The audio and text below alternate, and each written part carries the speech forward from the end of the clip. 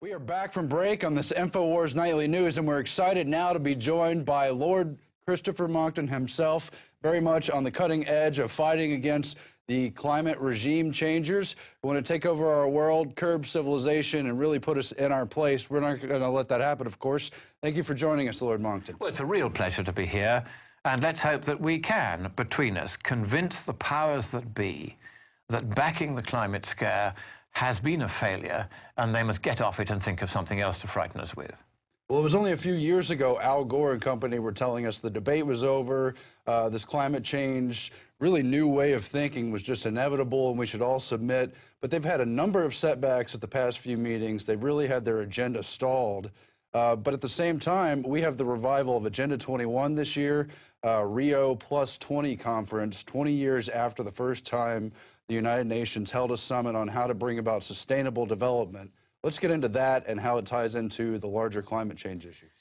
What has happened is they've lost the argument with the public on the climate. In fact, they've lost the scientific argument as well as the economic argument. And because they've lost it, they know they've got to find something else to justify the continued existence of the UN. See, the UN has become a very expensive body. It's a lot of money the nations pay towards it. It's increasingly wanting to have governing power. It's wanting to undermine the very concept of a sovereign, independent nation, because they want to have, effectively, global government. Now, they know if one talks of world government, this is something that will be very unpopular. So instead of calling it world government, they call it global governance.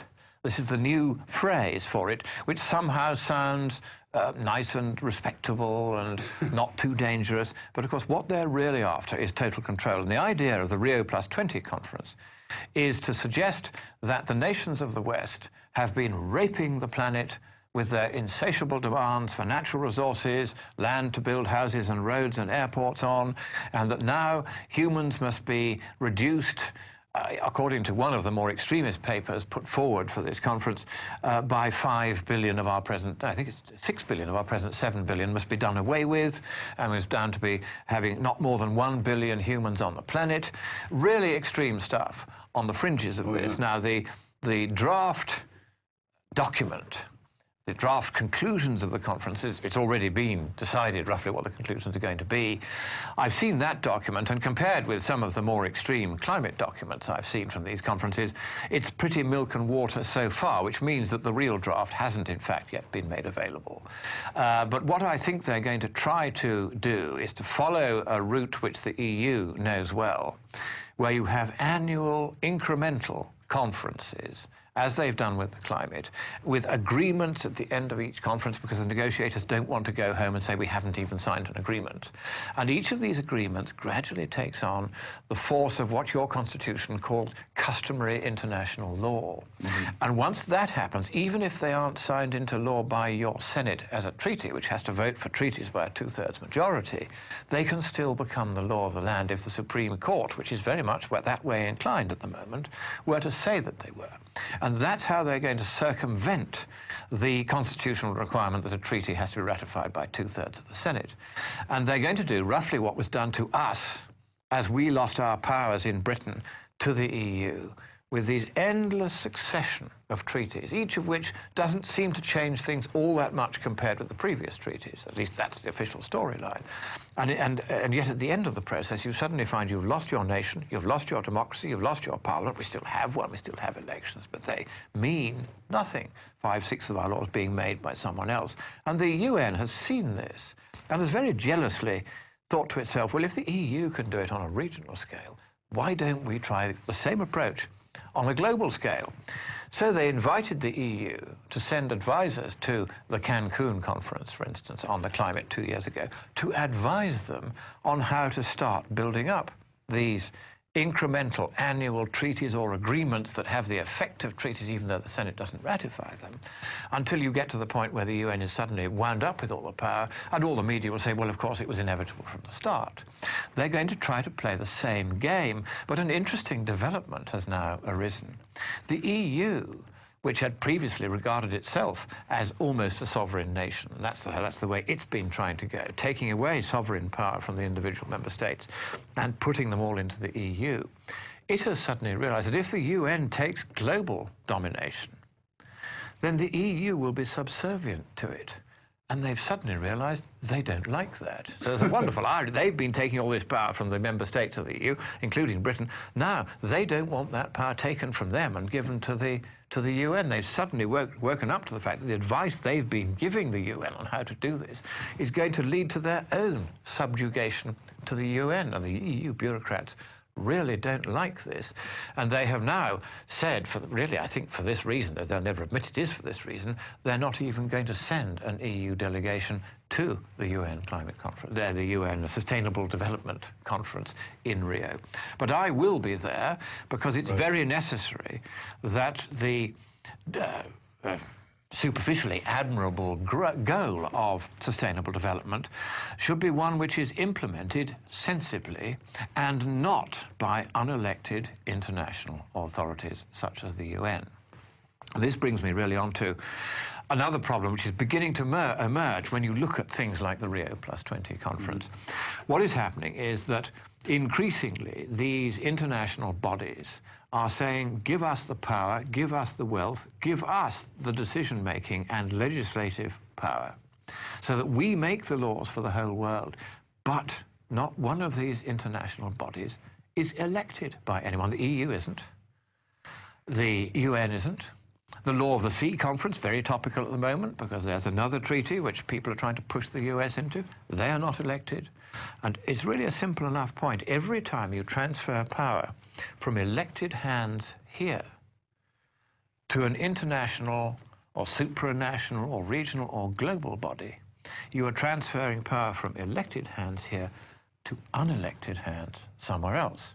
And the rule that I would want to put in really as an amendment to your constitution, because the founding fathers didn't foresee this one, would be to say that no legislative power shall be handed over by the Congress of the United States to any supranational or global entity unless that supranational or global entity is one whose governing cabinet or council has been elected by universal suffrage among all the peoples of the states parties to the convention that established that particular bureaucracy.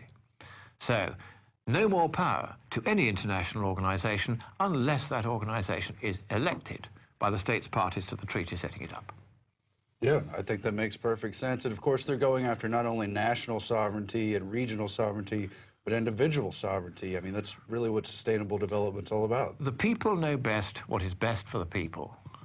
The governing class knows best what's best for the governing class.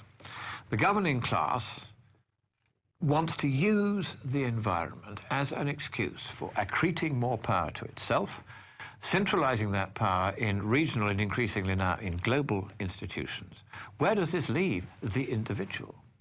You are now told, or we certainly are in Europe, what kind of light bulbs you can and can't use. Now, what business is that of a supranational or global government, or even a national one for that matter? And there's a very useful Catholic principle here. The Catholic philosophy of government is quite well developed in the documents of various councils and popes going back 2,000 years. And there's a principle which is now known as subsidiarity, by which this principle simply asserts that the decisions of government should be taken at the most local level that it is possible for that decision to be taken. So, for instance, really nobody except the family itself needs to decide what kind of light bulbs its children will read by. That is not the business even of the local authorities, let alone national, supranational or global ones. So if we are to make sure that the individual continues to be the basic building block of society, and the family then is the next building block up, and the state only comes in after that, then we must not allow these international groupings, such as the UN at the Sustainable Development Conference, to take away from the individual the powers and the rights of decision which properly belong to him and his family. And this is a very important philosophical point, which I think is often lost when one is looking at the political side of all this. And one of the things that the the governing class, as the French call it, the classe politique worldwide, is now guilty of is a desire to micromanage. This, of course, at one level, all government is instinctually totalitarian. And by totalitarian, I mean desiring to interfere in every little detail of our lives, light bulbs and all. They're control freaks. It goes with being in government. You want to exercise control. That's what government is. It is control. So to some extent, all in government are control freaks. And the totalitarians are the ones who are the most open about it. And they say, we want to govern because we think we know best. But you see, your government exists under a constitution that your founding fathers saw was going to be necessary precisely to protect you from the overambition of the governing elite. And your constitution makes it very plain that there shall be a proper separation of powers, a very traditional document in many ways, this constitution. There should be a legislature, that's where this constitution starts, all legislative power in the hands of the Congress that you elect. Nobody else has any unless the people you elect are given it. Then they describe the executive, that's the office of the president and his cabinet, and then the judiciary, and the separate powers of each, and the ways that they interact. All of these are carefully thought about, and if you read, say, the Federalist Papers or the Madison Diaries, where all of these things are mused upon and considered by some of the great men, the greatest men of their age, in that long, hot summer in Philadelphia, they had a vision which I wish we still had in Britain and Europe, that the people know best what's best for the people, that the people should rule via the ballot box at regular intervals. I would like to carry that still further. I would like to have the right of initiative referendum built into constitutions like this, so that you don't even allow the Congress exclusively to decide what bills shall be debated. You, the people, should have that power too. But when it comes then to these international conferences, like this UN conference, everything in this constitution is alien to the people who are behind this sustainable development agenda. Yeah, and they have a pattern of usurpation. And some of the top globalists talked about probably 50 years ago how they're trying to do an end run around sovereignty, particularly with reference to the U.S. Now, when it comes to Agenda 21, we've seen this kind of development where they're installing components. Obama set up something called the Rule Council that has everybody from Homeland Security to Department of Defense to EPA on it. Yeah. And they said, well, we want to crack down on farms because of the environment, blah, blah, blah. So we're going to have the EPA regulating dust. We're going to have the Transportation Department regulating who's allowed to ride on a tractor or run a vehicle, and slap on all these other types of licensing components to try to do an end run around individual farming and the ability to run your own communities. And one thing you should always watch out for in all this is, why are they going after the farmers? Why did they previously go after the fossil fuel companies? Because these are the big supporters of, and donors to, the Republican opponents of the Democrat Party.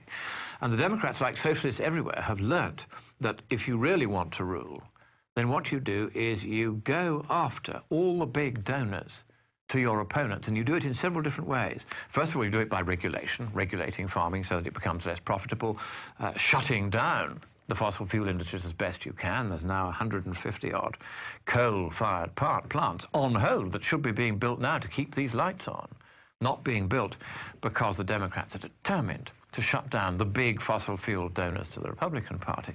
So there's very much a selfishness in this, and you see it again in the UN's Agenda 21 proposals. These are not well-intentioned proposals for the genuine environmental stewardship of the planet, because frankly, governments like yours and a nation as experienced as yours are perfectly capable of regulating your own environment without having some UN bureaucracy to tell you what to do. We'll definitely give it a try first anyway. Well, that would be, I think, the way forward.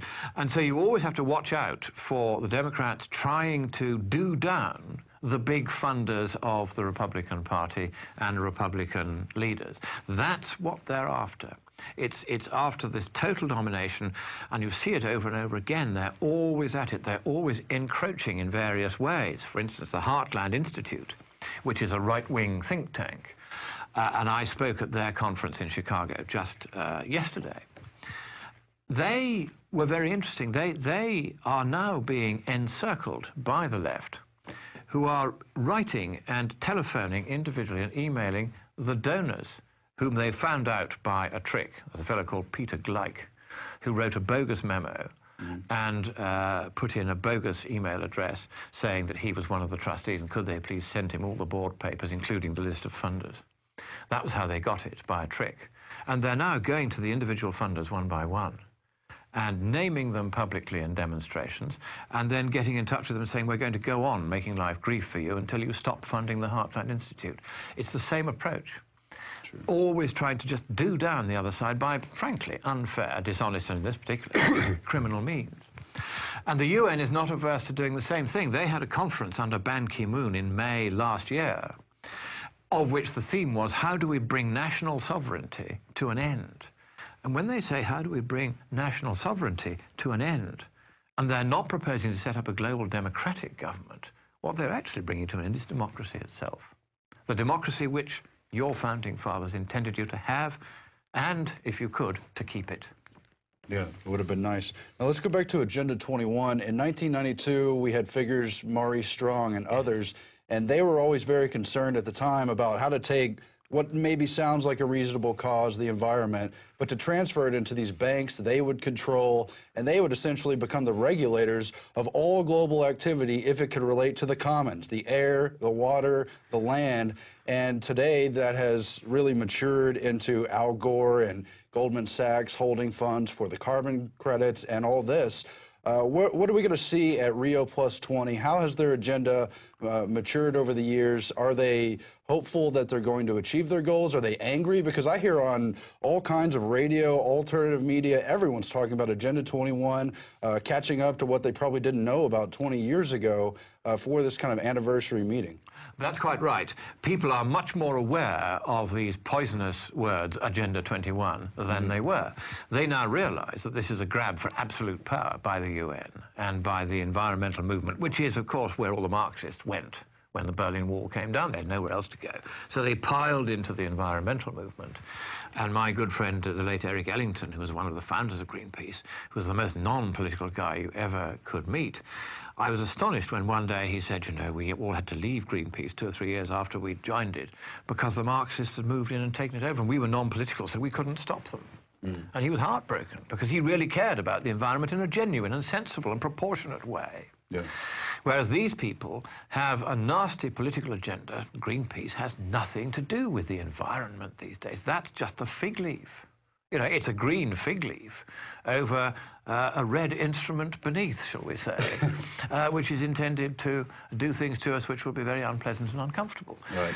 And so what we have to do is to be very alert to the fact that the global governance, as they would like to call it, world government, as I will bluntly call it, these freaks, these control freaks, want to use Agenda 21. They want to use these Rio conferences and the Durban conferences to carry this agenda continuously forward by establishing, slowly, annually, by stealth, the bureaucratic structures and power base and wealth base through preemptive taxation over individual nations that will enable them increasingly to function as a global government in the way that the EU is now the supreme government of Europe, to the absolute fury and hatred of people like me who have to live under this effective dictatorship. And the way they're going to do it, because you've asked what is their plan, how are they going to unfold this? Well, it's already evident in the draft conclusions of the conference, which already I've got hold of them, that they are intending to follow the same sort of thing as the EU did and also as the UN did with the climate thing, where you gradually set up more and more bureaucracies. You know, this conference calls for the UN to do this, do that, do the other, and the UN then sets up a bureaucracy to do it, saying, well, we were told to do it by this agreement or that international meeting or whatever. They can always justify where they were told to do it.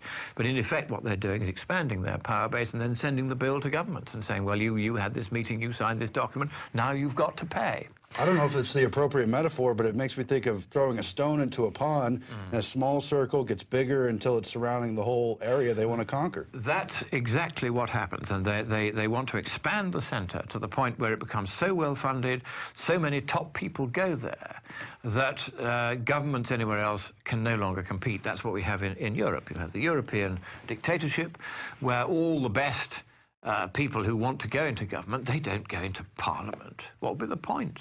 You can go into Parliament, you can vote for what you like, makes absolutely no difference, because the real power, and 5/6 of all our laws, are made by people we don't elect somewhere else. So the people, the real power-hungry folk now, they don't go into Parliament. And so Parliament becomes weaker because the people with real ambition don't go there. They go instead into this cloying bureaucracy in Brussels. And the UN is now expanding in the same way. They are multiplying agencies in the same way that Brussels did.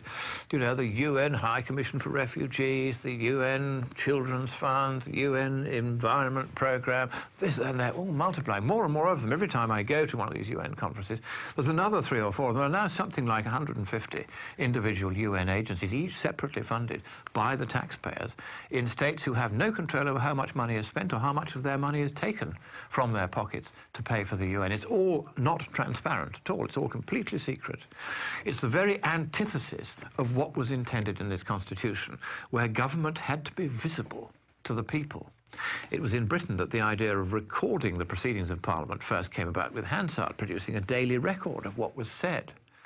And this happens, of course, in your Congress now. There's a congressional record of what was said. And if you testify in front of a congressional committee, your remarks are read into the record, and any documents you submit are written into the record. And anybody can look and see whether what you said was sensible or not.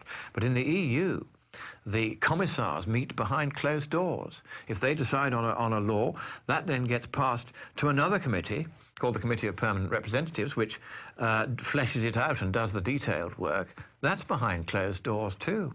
Then it goes to the Council of Ministers. They meet behind closed doors. And then and only then, if all of those 3 have said yes, it goes to the European Parliament, which is elected but has no power. It's just a ceremonial, as Alex Jones calls it, it's just decoration. And they, even if they vote it down, the commissars can reintroduce it either via this same process again until the Parliament gives in, which they've done on many occasions, or simply directly, as what's called a Commission regulation, bypassing the elected Parliament altogether, and indeed all the elected parliaments of Europe altogether. We are now, in a formal sense, a dictatorship, and it's very unpleasant to live under it, because all the bureaucrats then start behaving like dictators. And they hate me because I stand up and I name them on the air and I give them a lot of trouble. But the important point here is the UN would now like to copy the success of the EU in growing these gargantuan, completely useless and very damaging and stifling bureaucracies, so that it can have world domination. Can you imagine the right to levy taxation on the whole globe? This is going to give enormous power and wealth to the centre. And it is absolutely unthinkable to me, having been brought up in a democratic tradition, which we have now lost, to see that you and the rest of the world might lose this too, via these climate conferences. And the way they do it, the climate conferences are every year. The negotiators all go to some place where there are plenty of grass skirts and nice sun, sea and sand, so they get a bit of a holiday. Therefore, they don't read the documents put in front of them. They just agree to them for the sake of going home and saying, yes, we have an agreement. And these agreements are cumulative. They pile up one after the other. Real power, real wealth being transferred from individual states year by year with each annual new agreement to the centre. It's never the other way. And the same now with the Rio Plus 20 conference. One of the things they haven't yet written into the draft, but I know they're going to, is we can no longer afford, for the sake of the planet, to have these meetings every 20 years. We must have annual meetings. No. To carry this process forward and save the planet. You can hear the rhetoric now, and I'll bet you any amount of money you like. You won't find it in the draft now, but I'll bet you that that will be proposed. It's already been planned, I'm quite sure. And they will then say we must have annual conferences on sustainable development. And each of those annual conferences will have to have that same annual agreement or treaty at the end of it, which will transfer power, always more power, from us to them, never, ever the other way. It's been the same in Europe. It's been the same with the climate treaties. Now they're going to do the same with Agenda 21. They've learned how to do this now. Now, Now, so you already underscored the eugenics behind all this, that they want to reduce the world population almost all the way, 90+% basically. They want to take 6/7 of it away. But, yes. but this is getting quite deadly, these agreements. Of course, we remember Copenhagen. It was rejected by the developing world because they realized how much this is going to cost them in money, but also in livelihood. And this is getting worse and worse because we see United Nations groups pushing entire tribes, entire villages off the land in the name of fighting climate change, killing people even, showing up with armed weapons and so forth. This has happened in Uganda, it's happened in Honduras, heaven knows how many other places it's happened, because our news media are not very good at covering countries where it's uncomfortable and there are no five-star hotels and minibars. They don't like to go to places like Honduras or Uganda because it's not comfortable there. It's not smart to go there. And so a lot of these things are happening around the world and are not being reported in the West. I mean, to give you one example of this, if you go back a few years to these various attempts to mess around with the climate, one of the things they did was to say we must take lots of agricultural land out of production for the sake of growing biofuels. And they took millions of acres of agricultural land out of totally genocidal. Growing food for people who need it and growing biofuels instead for clunkers that didn't. And the effect of that was to cause, or at least contribute to, the doubling of world food prices that happened in just a few years. This caused riots in a dozen regions of the world. Virtually none of these riots was reported. Food riots. People starve and they will riot because they're desperate to get food. You only have a food riot if there's real starvation. It doesn't happen otherwise. Food riots in a dozen regions of the world, all happening at the same time, all for essentially the same reason, that biofuels were squeezing out normal food production.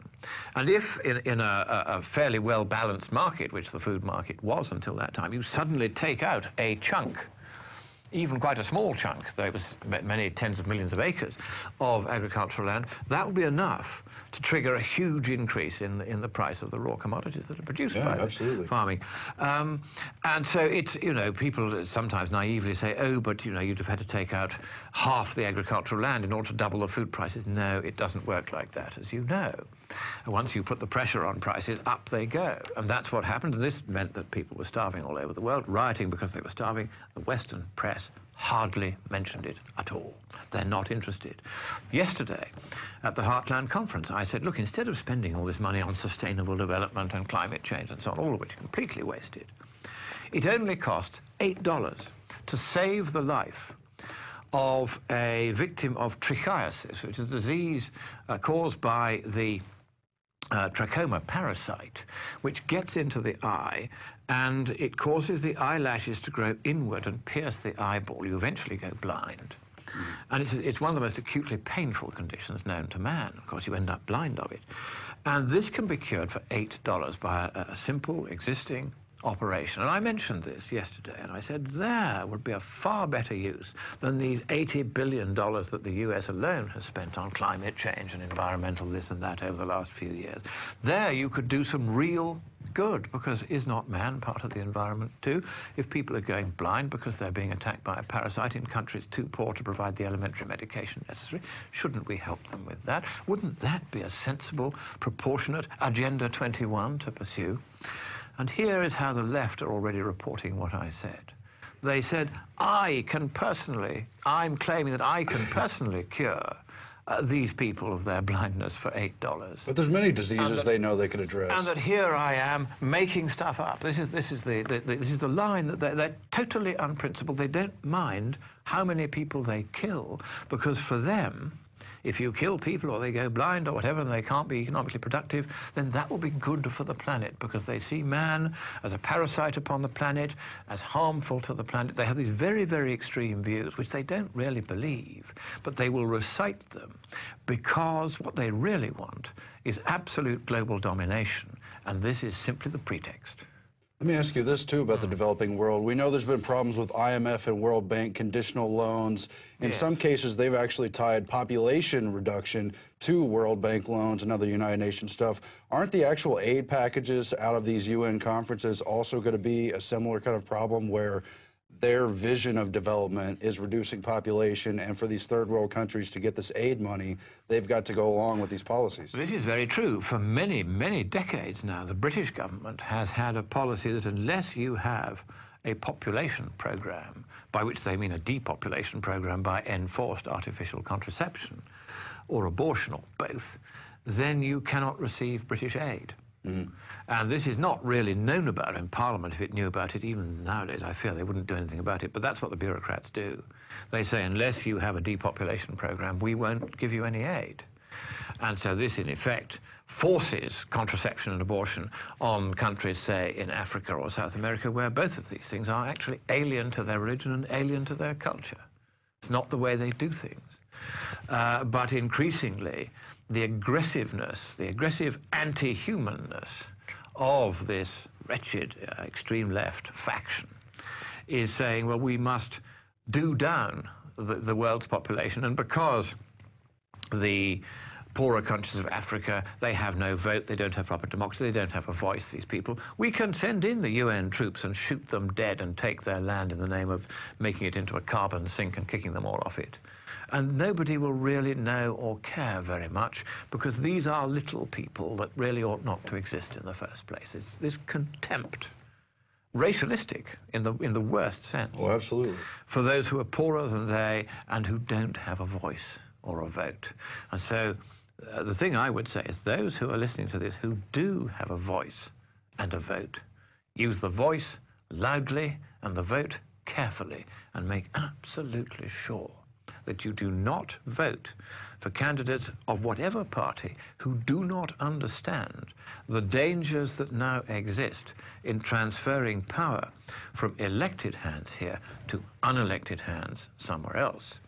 The correct approach is to say that before any more agreements are signed at any international conference, whether on the climate or sustainable development, and these new annual conferences on that subject, which I'm quite sure are going to emerge from Rio, no more of these treaties should be signed unless and until the bodies exercising the governing power globally under these treaties have been elected.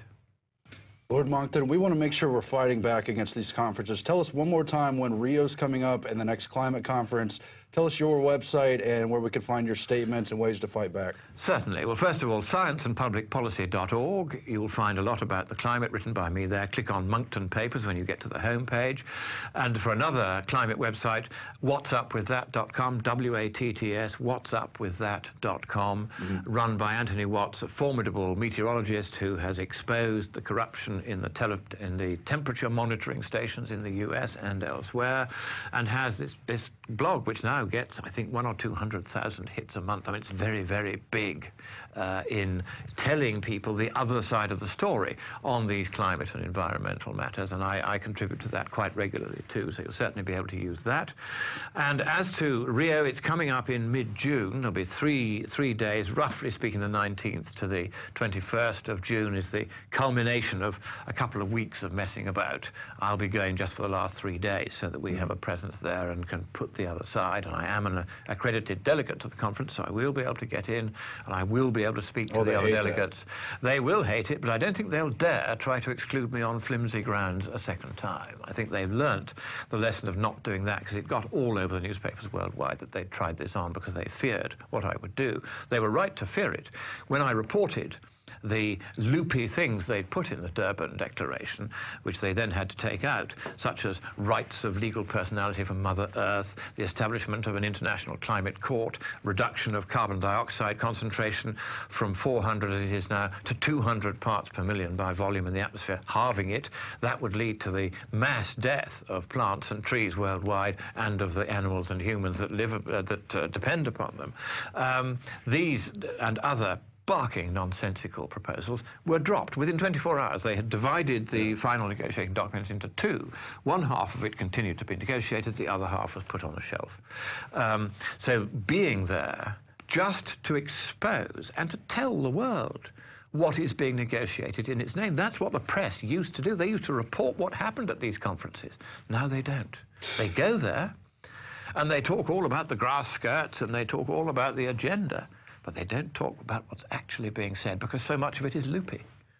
And so when I published this on What's Up With That, this summary of what was in this document at Durban, that was the most popular of the 500,000 blog postings that went on the internet that day under the WordPress system, because WordPress keeps a tally.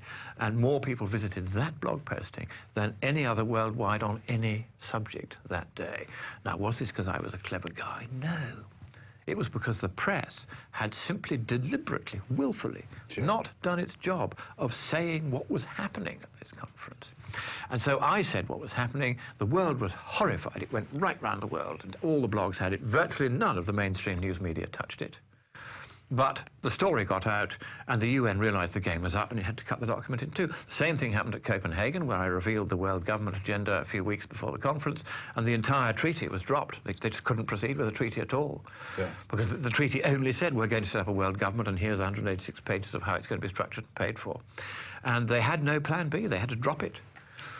And so they know that if I go to these things, I will do damage, not by throwing a bomb, or even throwing a wrench into the works, but simply by saying, this is what they're up to, you need to know. And I will make sure that Alex Jones and you get told what is actually happening at these conferences. Basically just emperor wears no clothes. They'd be loony, crazy people if it weren't so draconian. That's the point. What they're proposing is loopy. I mean, can you imagine cutting carbon dioxide concentration down by half, even if it was within our gift to do that? Can you imagine the damage, the death, the widespread destruction that this would cause? They don't care. They would regard that as a bonus. Some of them would like to see the whole of humanity, sometimes with the sole exception of themselves, wiped off the face of the planet. This agenda of real hatred for humanity, and in particular, real hatred for the West, this combination is very, very dangerous and very, very real, and virtually not talked about. Because, hey, if you say these people have actually gone round saying, some of them, that they want to wipe out 6 humans in 7, you're regarded as some sort of extremist lunatic. But that is what these people are saying, some of them. And that's not to say that all of them are saying it, but they are saying it. This is the language that's being used by the hard left. And rather than ignoring it and saying, well, that's so fringe, we can't even mention it, you have to mention it, because otherwise it stops being fringe and more people start saying it. It might be fringe if they weren't the chosen spokespeople of various elite factions. A nice example, which I mentioned earlier today on the Alex Jones show. James Hansen of NASA said several years ago that anyone who dared to question his views about the climate should be put on trial for crimes against humanity. And, of course, I and a few others spoke out against this outrageous suggestion that we should be put on trial, because what is the penalty for a crime against humanity? It is death. And what Hansen was really saying is that people like me should be killed. And so I said, this is extreme. I complained, actually, to the Inspector General of NASA, who did absolutely nothing about it.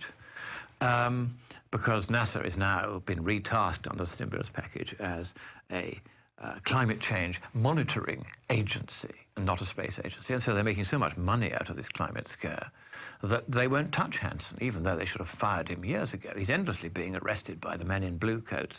Time, in my view, he was arrested by the men in white coats. But what is intriguing about this is that he made this suggestion a few years ago about, let's put the likes of Monckton on trial for crimes against humanity, because they dare to make scientific and economic questions about the climate story. That's our only crime, but that he wants us to be killed for.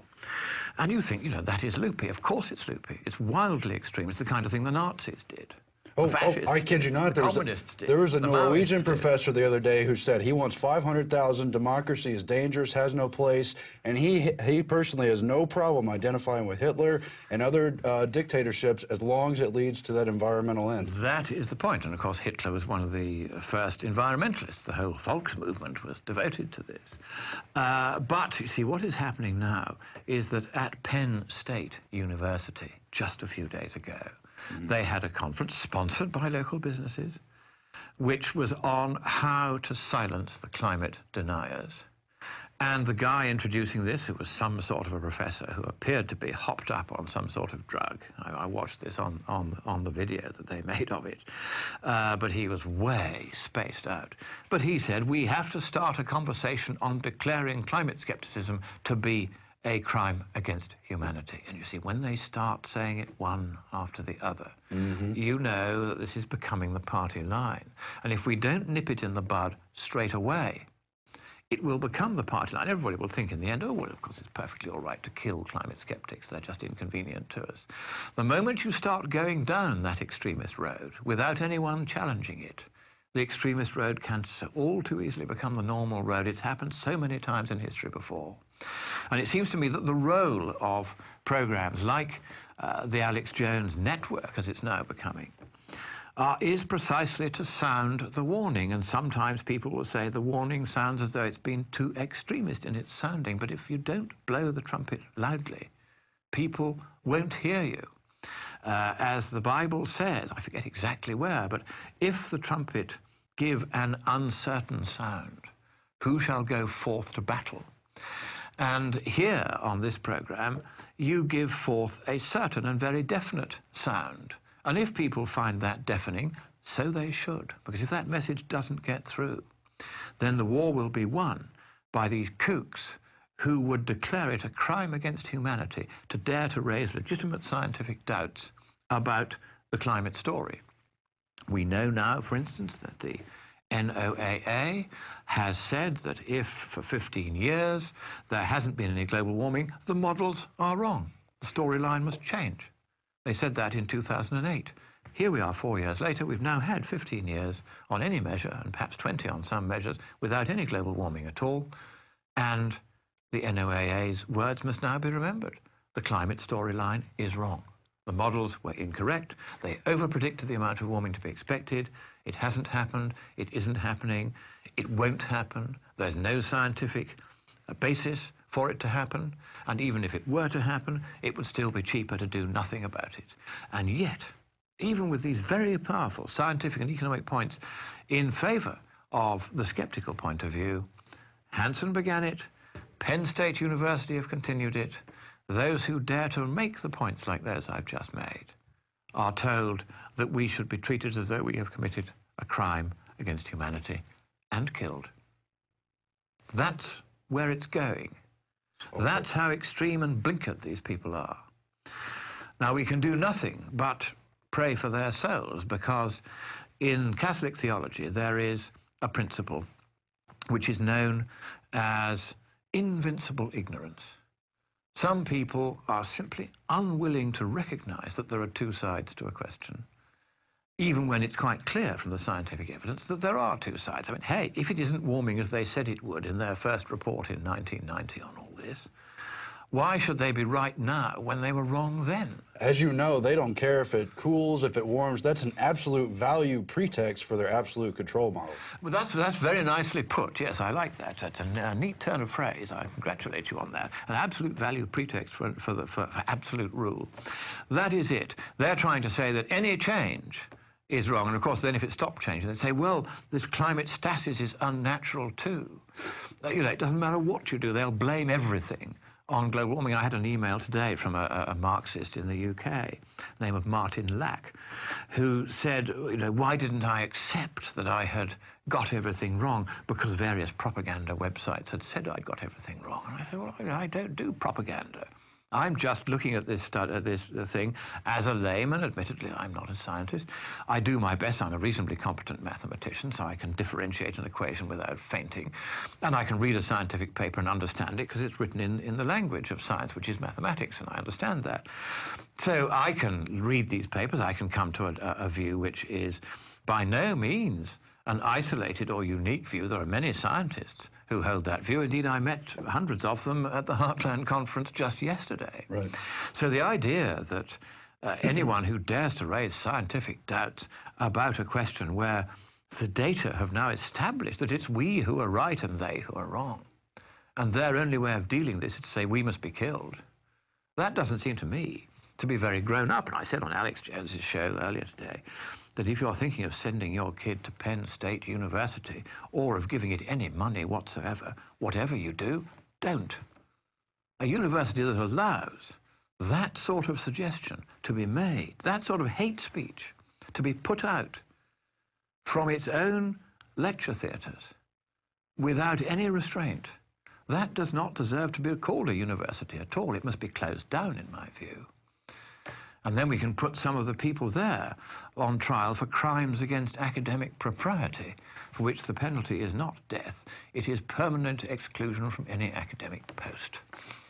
I think they've got another matter they need to investigate too, from what I recall. Oh, yeah, they might well do. You might recall that there's a man there who, his name is Man, in fact, who fabricated, I think that's probably the appropriate word, a graph purporting to demonstrate that there was no medieval warm period and that therefore the last 100 years have been warmer than any previous time in the last 1300 years. That was the storyline. And of course, that is not the consensus in the literature. And of course, they always say, we must do science by consensus. Consensus is an appropriate way of doing science. Well, of course, it isn't. Aristotle knew that 2,300 years ago. But if they like to do science by consensus, then they should remember this, that the consensus among the peer-reviewed papers of paleoclimatology reconstructing the temperatures of the past 1,000 years is that the medieval warm period was real, was global, and was warmer than the present. And my good friend, Dr. Craig Idso, I saw him yesterday at this conference, he maintains a database at co2science.com of papers on the medieval warm period. And these papers were written by, between them, more than 1,000 scientists from 400 institutions in 40 countries over the last 25 years, each providing data and evidence from reconstructions of what happened before we had thermometers over the last 1,000 years, that the medieval warm period was indeed real and global and warmer than the present. And it was a man at Penn State University who tried to deny all that. So who is the denier? Not a bad question, eh? Exactly. Well, thank you very much for joining us, Lord Monckton. We look forward to your fighting back against all these avenues of tyranny that are coming our way, and we really appreciate you joining us in studio. Well, it's been a real pleasure. God bless you all here at the Alex Jones Show and the Nightly News. I hope this reaches many people. God bless you all who've been watching, and as always, God bless America. Same to you. Thank you, sir.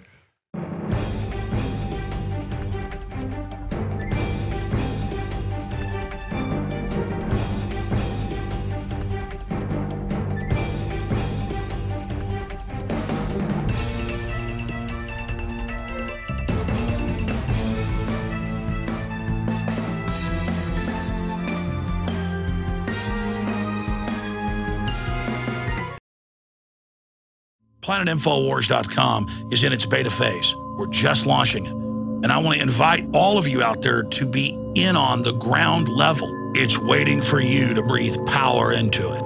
PlanetInfoWars.com. All who love liberty are welcome. All that serve tyranny will be defeated. It's now out in the open. World government is here. It's in our face. A corporate fascist system surveilling us. Google, Facebook, Twitter, all promote the New World Order. They attend Bilderberg. They've turned the internet into a giant illegal spying operation, with Google admitting that they're basically an NSA, CIA front. But despite all of that, their little propaganda stunts like Coney 2012 have been blowing up in their face because we have people power.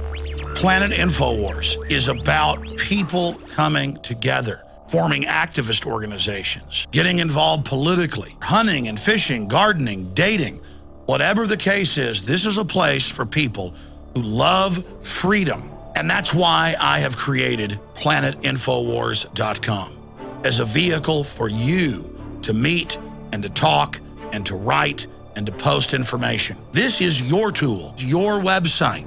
And I want to invite all the other alternative media to come in to PlanetInfoWars.com and to synergistically meet and turn loose your potential.